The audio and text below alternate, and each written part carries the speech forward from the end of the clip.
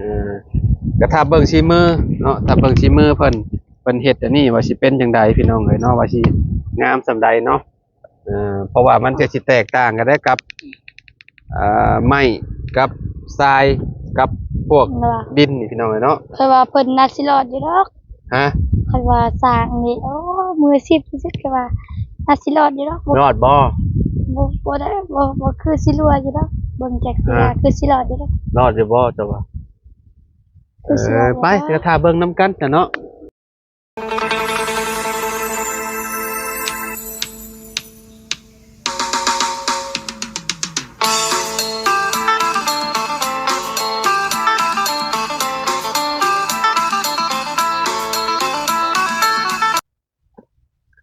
กราบสบายดีสวัสดีพ่อแม่พี่น้อง FC เบิร์ดสุขูสู่คนบ่ว่าสิอยู่ในและก็ต่างประเทศเด้อพี่น้องเด้อแล้วก็ยินดีต้อนรับเข้าสู่ช่องบ่าวลาวสตูดิโอนะพี่น้องเนาะมื้อนี้พี่น้องเฮาก็อยู่ที่บ้านอะไหล่น้อยเนาะเมืองสะโปนแขวงสะหวรรณเขตพี่น้องเอ้ยเนาะ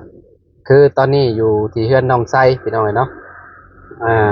มามื้อนี้เนี่ยโอ้พี่น้องเอ้ยเนาะเฮือนจานลาดแป้นน้องไส้เนาะอิฐบุงอิฐบล็อกน่าสิมาครบแล้วอิฐบล็อกก็ได้นะพี่น้องเนาะเมื่อนั้นก็ยังบ่เห็นพี่น้องมามื้อนี้เห็นเรียบร้อยพี่น้องอิฐบล็อกเนาะโอเคกลับไปหาน้องไส้เพิ่นก่อนพี่น้องโดยไปพี่น้องเนาะก็มาเนื้อแหละลมวอยอีกคือเก่าพี่น้องเนาะ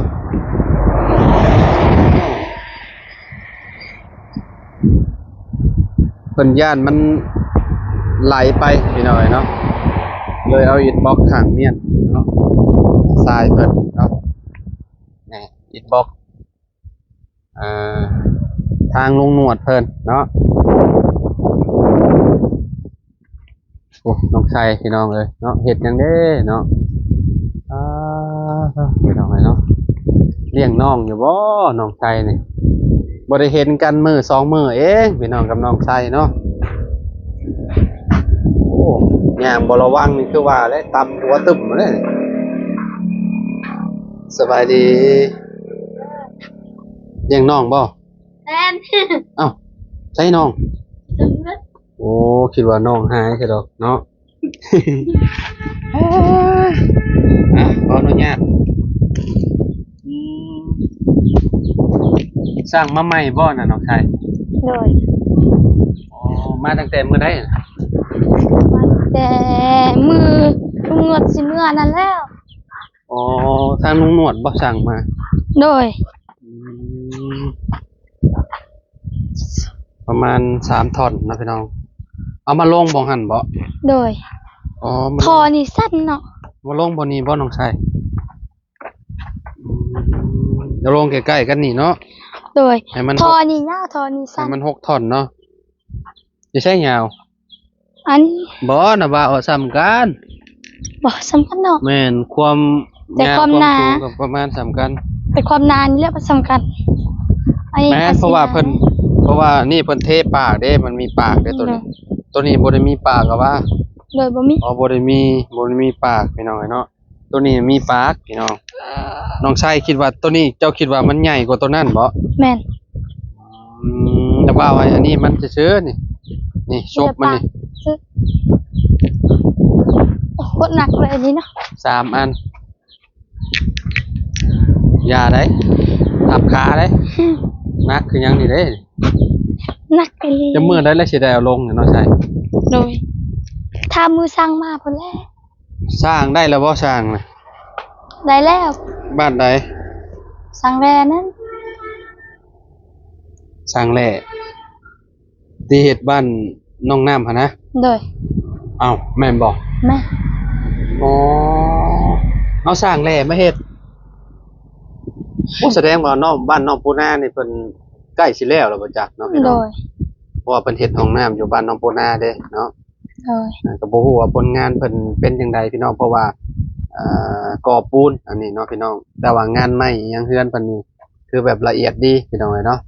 แต่ว่างานนี่คือแบบผ่านเลยคันว่าตรวจงานก็ได้เนาะถือว่าแบบงานงามพี่น้องเนาะเราเฮ็ดแ แต่ว่าบ้านน้องไส้นี่ก็ FC ก็ว่าให้ทางสร้างที่ว่าเฮ็ดเรือนน้องไส้นี่มาแก้แน่เพิ่นว่าให้มาแก้อันมันหัวนี่นะเพิ่นสิมาแก้ให้อยู่บ่เนาะ ก็บ่ฮู้คือกันนะ เพราะว่า เพื่อนก็ออกแอก เพราะว่าเพิ่นตอกหรือตะปูแล้วมันหัวนะเนาะเหลื่อมก็แบบ มันหัวมองเหลื่อมมาได้พี่น้องเนาะ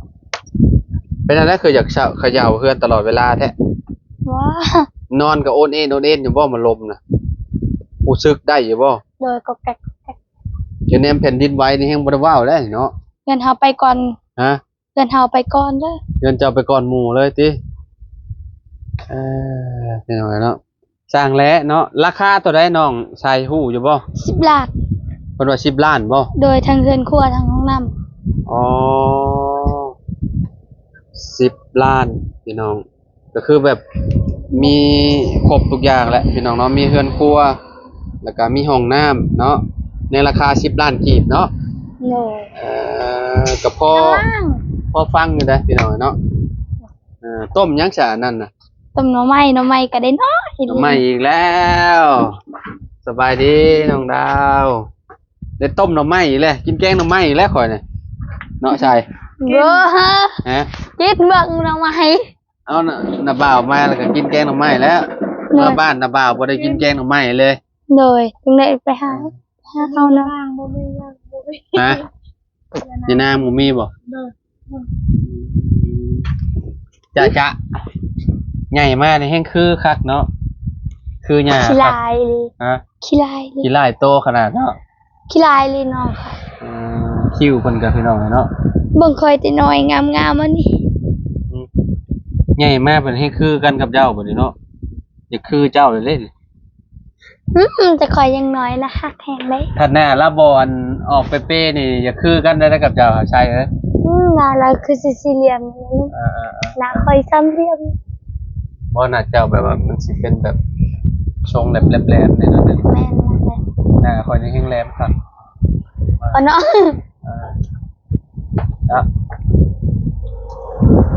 นอนหากระตื่นบ่นี่น้องชาย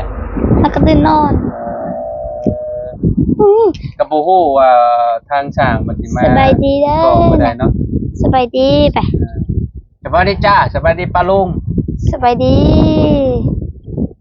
ตู้ตั้งตู้ก็เจ้ามาแต่ไสตู้มาแต่ไส สบายดีสบายดีเบิ่ง ใครเนี่ยอากาศบ่ร้อนปานนั้นเนาะไฟฟ้าต้องใช้ก็ยังบ่มาอยู่พี่น้อยเนาะของเตก็ได้คิวเพิ่นงามเนาะ เอางามมันเลย คิวเพิ่นน้อยนะ คิวคอยได้บ่ งามเหมือนกันบ่ยากแต่งเลยเนี่ย บ่แท้ จะขีดอยู่บ่บ่ได้ขีดบ่ บ่คือสกิดยัง บ่ได้ คิ ขี ด ด ได้ เนาะพี่น้องคิดว่าเพิ่นเอาอิหยังขีดแต่บ่ได้ขีดเด้ ฉันมาเคยมาคิวแบบธรรมชาตินะบ่มักแตง เอาแบบธรรมชาติเนาะคนน้อยนี่เห็นหุ่งน่ะเด้ดิเนาะจะนะเอจะโอ้จะ สบายต้องแห้งๆนี่อย่าเอา เราเห็นแล้วยอมได้แล้วพี่น้องเนาะ แล้วมันไม่เจอหน้าอันน่ะไม่เจอหน้าอันน่ะแต่ในเจอไม่เจอหน้าอันน่ะ ใหญ่แม่นี่เว้าภาษาเดียวกันได้นี่กับเจ้านี่เราใช่แปลว่ารวมพอบางน้ำ เอาหยังก็ได้สลาวก็ได้ เรารวมพอบางน้ำให้เพิ่นเรียนรู้เบิดเนาะภาษาเราเทิงก็ได้ภาษารวมพอบางก็ได้พี่น้องเนาะแต่ว่าน้องดาวก็สิบ่ค่อยสอนเพิ่นปานใดดอกเห็นว่าเนาะเพราะว่าจังแลอยู่นำกัน2คนก็ต้องเว้าให้ฟังนั่นแหละเนาะโอ้จะคิวโตใหญ่นะพี่น้องเนาะคนน้อย คิว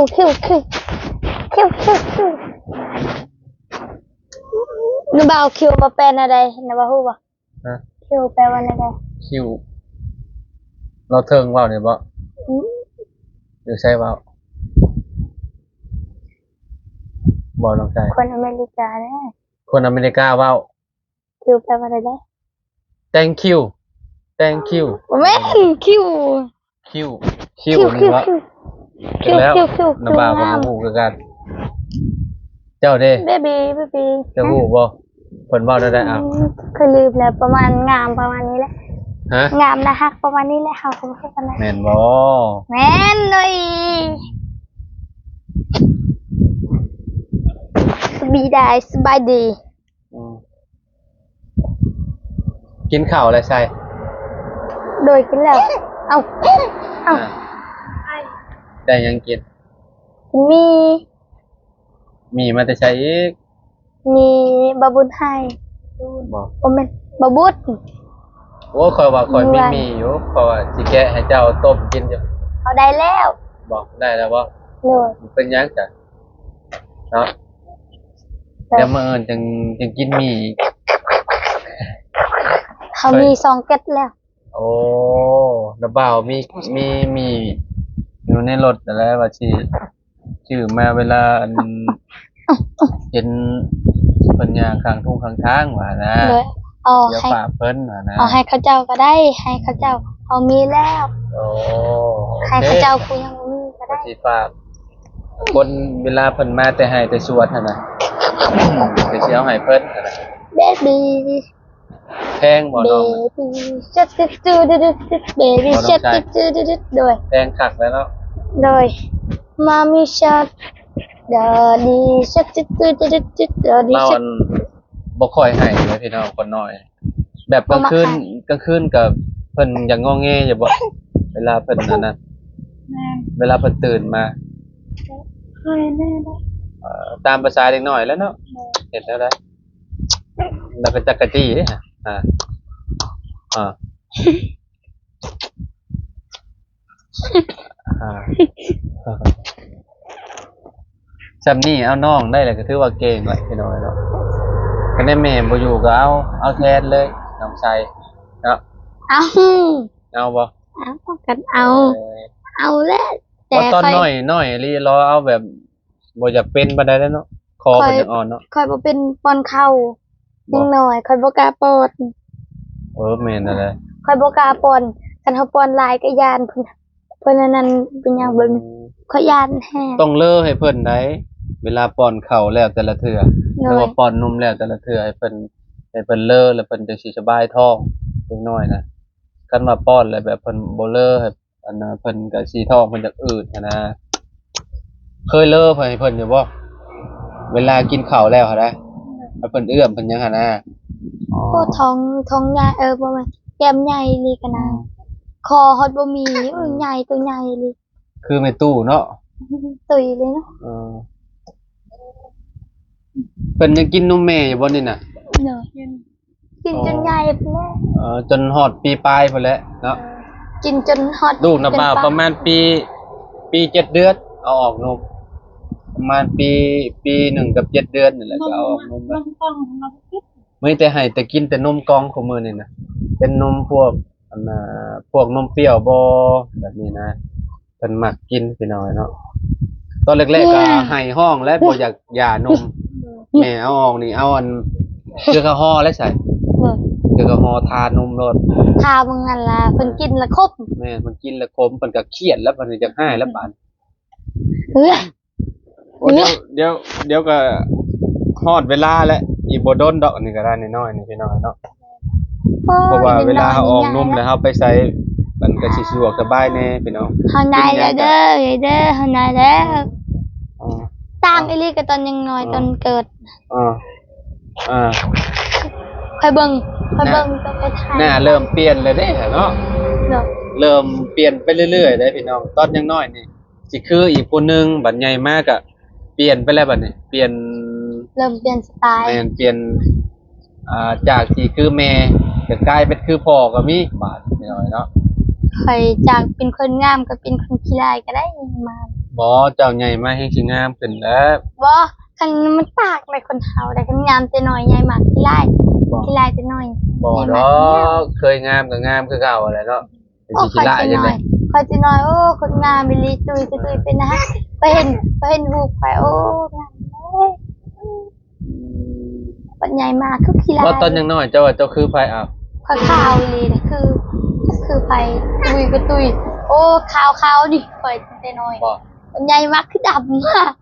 ตอนยังน้อยเจ้าขาวบ่ เข้าบ่ได้ไปไสได้อยู่แต่เพื่อนบ่ บ่ ได้อ สี อก ผิวบ่ได้คือกันกับน้องเจ้าบ่ตอนน่ะ บ่คือคอยขาว ขาวกว่าอีกตอนเจ้ายังน้อยอะได้ แม่น บัดใหญ่แม่บัดดำ แม่น เจ้าตากแดดติ แม่น ตากแดดหลาย ไปหาหน่อมกหน่อไม้มีหยังแบบนี้นะ เออก ระดำแล้วตอนยังน้อยเขาบ่ได้ไปหาหยังได้อยู่ในเฮือน เพราะบัดเจ้าใหญ่เวลาเจ้าก็สิขาวเจ้าสิรู้จักโอบผิวโอบผิวโอบหยังหั่นเด้ตอนนี้ยังบ่อยากโอบดอกตอนนี้น่ะ น้อย เนาะยังน้อยอยู่ สิอบเป็นหยังโอ้ย น้าบ่าวก็ดำคือกัน เอ้ยน่ะบ่าวข้าวก็ค่อยแล้ว บ่นี่เนาะเทียบกันโลดนี่เนาะ โอ้บ่เจ็บอ่า เบิ่ง ดำฮะเด้ สู้ๆนะว่าว โอ้ดำคือกันกับน้องชายคือน้อยเนาะสีผิวน้องดาวนี่คนรวมพอบ้างเพิ่นขาวอยู่แล้วเนาะแต่ว่า ข้าวแต่หน้าไอ้แม่ ฮะ ค่อยข้าวแต่หน้าเบิ่งนี่ดำกัด อ้าวเราบ่ได้มักใส่เสื้อแขนยาวเด้ อ้าว ไป แบบว่าเวลาร้อนแล้วบ่มักใส่แหละมันก็ดำแหละ ที่บ้านแล้วแต่นี่มีลูกแล้วที่บ้านนุ่ง เจ้าใส่ครีมหยังซะน่ะเจ้าใส่อยู่บ่ ใจอันนั้นก็ไปเย่นะ ใส่แต่กาลเย่ครับบ่ เด้อ เออ แต่ก่อนก็กินใส่น้ำ แต่หน้าเราบ่ค่อยดำได้พี่น้องเนาะหน้าเราแบบขาว แล้วก็แบบบ่ค่อยแบบว่าเป็นผ้าเป็นหยังหั่นน่ะเนาะบางคนเป็นฝ้าลายได้เนาะแต่ว่าเพิ่นเวลามีครอบครัวไปบางคนน่ะมีหลายพี่น้องเพิ่นกินยาเด้เนาะเนาะใช่เนาะ ผู้ใดอยากข่าวคือแม่คอยก็ไปหาใส่เด้อไปหาซื้อครีมเด้อก าลิเย่บ่ แม่นใส่น้ำกินใส่น้ อืมเจ้าทาอยู่บ่ ำบ่ค่อยอยากทา เจ้ายังน้อยบ่ต้องทาหยังหน้าเสียได้คะแนนพอไปทาพวก โอ้ อันนั้นเข้าไปนะ คอยบ่มักทาอะไรก็แปลก เออ คันคอยบ่มักอีหลีนะ เออ มันทามันขี้ลายนะ นี่ มัก แหละ ทามันทาแต่ลิปสติกซะนะคะ แนน ทา เฮาบ่เคยทาแล้วบ่ต้องไปทาไปทาแล้วมันสิหยามมันหยามแล้วก็บ่มีเงินก็อยากหาซื้อเออ คอย หน้า มัก เจ้าหน้าธรรมชาติแล้ว คอยมักทาเคโนดนะเคโนดโอ้คันทามนเท่าเลยกันนาเฮาก็ หืม ไปเคโนด2ปานนะเด้อ คืออีหยังก็ เคโนด2ปานเด้อ เคโนดมาแต่ไส ไอ้ บ่ต้องใช่เอาเปล่าบ่ได้ฮู้แล้วนี่มันเป็นครีม เป็นซองเด้อ บ่เจ้าเคยใช้บ่ ทาน้ำแซลมอนแม่ ทาน้ำแซลมอนนอนหนาวเออ อีลินเห็นหลักทาตลอดนะ บ่ อยู่น้ำ ห ลา ลั ว ก เขา ทาน้ำลาวตลอดเจ้านี่เนาะ คันอยู่น้ำลาวก็ทาแล้วแหละ เออไปให้ออกมานอกพี่จะบาดเอาเนาะเพิ่นมาส่งมื้อนั้นเพิ่นจะป้าไว้นี่เลยบ่ใช่ โดย เออป้อพี่น้องได้ป้าอยู่นี่เลยนี่เนาะเพิ่นถอยขึ้นรถมันค่าบ่ โดย เพิ่นก็เลยป้าไว้อยู่นี่เลยนี่เนาะ โดย ไอแอมเมียซะนี่ เฮาก็มาตูด เออเจ้าก็บ่ตูนบ่ โดย ยันมันมีหมามีหยังขึ้นมาเนาะแล้วมันก็ไหลไปเลยได้อพี่น้อง บ่ เนาะ แม่นมาได้คน คนบ่ แม่น เออ คนก็ซ้ำกับ อืมก็ดีแล้วเนาะเอากันเมียนเนาะพี่น้องกันเมียนไว้เลยเนาะเดี๋ยวมื้อเช้ามันมาเฮ็ดเป็นก็มาคนเอาเองแหละเนาะประมาณ300ก้อนนั่นนี่เนาะ ก็สิประมาณวัน 300ก้อนพี่น้องเนาะก็ห้องน้ำเนาะกับรูปแบบสิแบบใดน้องชาย นี่บ่ เรือนครัวเจ้าคือกันกับของสามอนบ่ คือสิแม่นอยู่ดอกเขายังบ่ฮู้เทื่อ เรือนสามอนน่ะมีห้องน้ำ โดย ห้องน้ำก็คือชุดแล้วก็แบบนั้นนะ ฝั่งนี้จะเป็นห้องครัวเพิ่นเนาะแต่เพื่อนน้องน้ำมันน้องน้ำเพื่อนเซน่ะเพิ่น บ่ฮู้ว่าเพิ่นเฮ็ดจังได๋นะพี่น้องเนาะเฮือนครัวบ่แม่นเฮือนครัวบ่เลยจังได๋ห้องน้ำบ่ห้องน้ำเพิ่นแบบว่าน่าสิ ในบ้านเขาก็มาบ่ แม่นน่าสิห่างจากเฮือนเฮือนใหญ่เพิ่นเติบอยู่คิดว่าเนาะอย่าไปเบิ่งตัวจริงนำกันพี่น้องเฮือนน้องน้ำเพิ่นแต่เฮือนน้องไส้นี่ก็คือแบบอยู่ด้านหลังก็ถูกต้องแล้วเนาะ โอ้คือได้นำแล้วเป็นได้นำ วันเสาร์ขึ้นเฮือนน้องน้ำเนาะ เพิ่นบอก น้องน้ำมา แล้ว สิฮอดน้องไส้อยู่ที่เนาะ เคยบอกแล้ว บอกแล้วบ่เพิ่นแชทมาแล้วบ่ บอกไปโดดแล้ว แม่นนะอืม บอกไปทีมงานยังทันได้บอกใคร บอกก่อนเลยติ แม่น เออเอาก็ดีแหละเนาะคันว่าบ่มีรถมีรางไปก็ไปนำนาบ่าวก็ได้มีหยังดอกมีหลายคนอยู่ดอกในทีมงานพี่น้องเนาะไปเบิ่งนำกันมื้อนั้นว่าสิเป็นจังไดขึ้นบ้านใหม่น้องน้ำเพิ่นเนาะเพิ่นก็ขึ้นนอนตั้งแต่มื้อนั้นพุ่นแหละพี่น้องพ่อเพิ่นเนาะนอนเผาเครื่องเผาของเพิ่นเพราะว่าคนชนเผ่าเพิ่นขึ้นอยู่แล้วเพิ่นขึ้นนอนก่อนอยู่แล้วพี่น้องเนาะก็บ่เป็นหยังดอกอีดของของเพิ่นพี่น้องเนาะเฮ็ดให้เพิ่นแล้วก็แล้วนะเนาะน้องชายเนาะ โดยให้สนใจไว้เห็นเดือนงาม แม่นบ่ถ้าเป็นเจ้าก็ขึ้นนอนก่อนแล้วเนาะ ใครก็ขึ้นนอนก่อนแล้ว ก็บ่เป็นหยังดอกถือไผถือมันพี่น้องนะถือลายมันก็นักนะเนาะ จักสิถือมันยังลายเวียนหัว แม่นควบเจ้าเนาะประมาณนี้เนาะพี่น้องเนาะแวะเวียนมาเยี่ยมยามถามข่าวกันเนาะมามื้อนี้ก็ได้มาเฮ็ดอินบ็อกของน้องเพิ่นแล้วเนาะอีกบ่โดนแหละเดี๋ยวสร้างเพิ่นก็มาเฮ็ดแล้วพี่น้องเนาะน่าสิเฮ็ด